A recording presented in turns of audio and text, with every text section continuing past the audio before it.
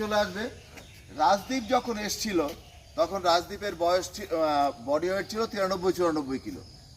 রাজদীপ বলবে তার অনুভূতির কথা।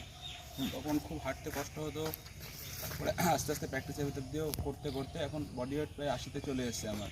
এখন অনেক নিজেকে ফিটনেস মনে করছি, বয়সটা অপেক্ষাতে অনেক কম লাগছে।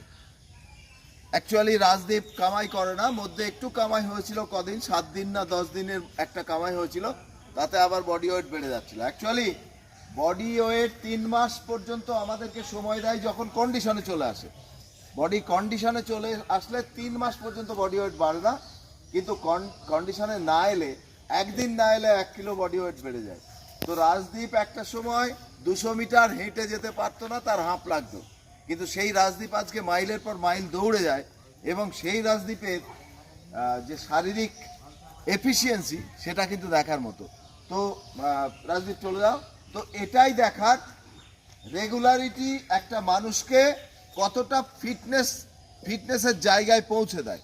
তো আমাদের সিন্দানি অ্যাথলেটিক একাডেমি সেই কাজটাই করে যাচ্ছে। সবার কাছে একটাই কথা, যেটাই করুন না কেন আপনার মধ্যে যেন রেগুলারিটি থাকে। Thank you.